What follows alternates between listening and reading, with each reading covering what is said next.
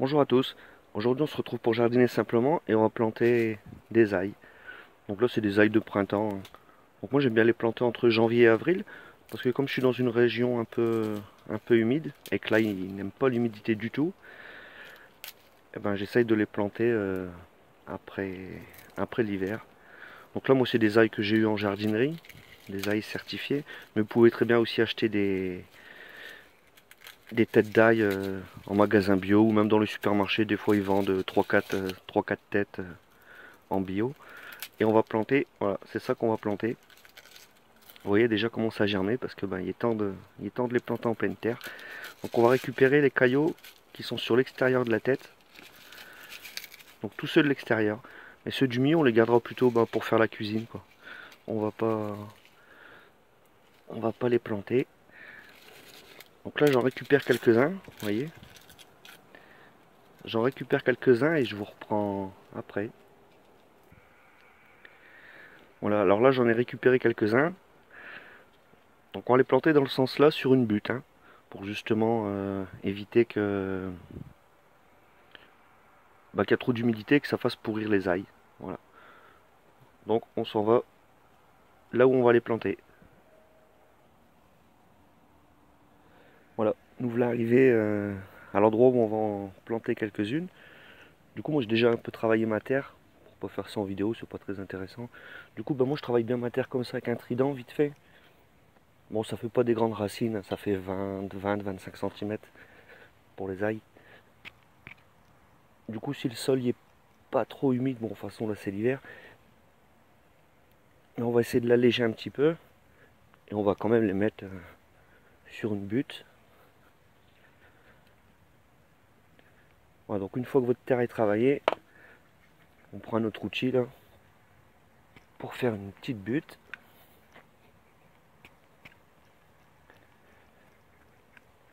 Et on va les planter en haut de la butte. Entre 10 et 20 cm. Après s'il y a l'écart, l'espace suffisant pour une tête d'ail quand elle sera poussée, quand elle sera poussée entièrement, c'est suffisant. L'écart c'est plus pour aller désherber avec des outils entre chaque ail. Mais comme moi je le fais à la main et que j'ai pas beaucoup de superficie, je peux me permettre de les serrer un peu plus. Du coup on va les planter dans le sens là. Là pour le coup bah, c'est très visible le germe en haut. Du coup on les plante, mais on les plante à peine, on n'a pas besoin de les enfoncer très profondément dans la terre. Voilà, comme ça c'est suffisant. Le petit germe qui dépasse. Donc vous voyez moi je mets à peu près 5-7 cm. Et ça fonctionne très bien comme ça. Donc je vais en planter quelques-unes. À savoir que mon terrain il n'y a pas reçu de fumier récemment. Parce que là, elle aime pas l'humidité, mais elle aime pas non plus tout ce qui est les fumures en fait. Ça a tendance à la faire moisir. Et surtout, elle craint pas le froid. Et ça, c'est plutôt intéressant. Bon, là, on arrive un peu en fin d'hiver, mais on aurait pu en planter aussi au mois de novembre. Moi, je le fais pas, toujours pour la même raison, hein, l'humidité.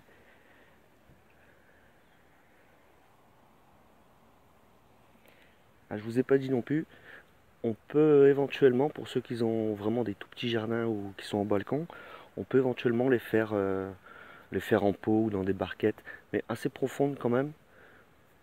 Pour bien, il faut au moins 20 cm de profondeur. Même si ça fait pas des grandes racines, faut pouvoir les laisser se développer quand même. Mais c'est possible de faire ça dans un petit pot, des barquettes assez hautes quand même.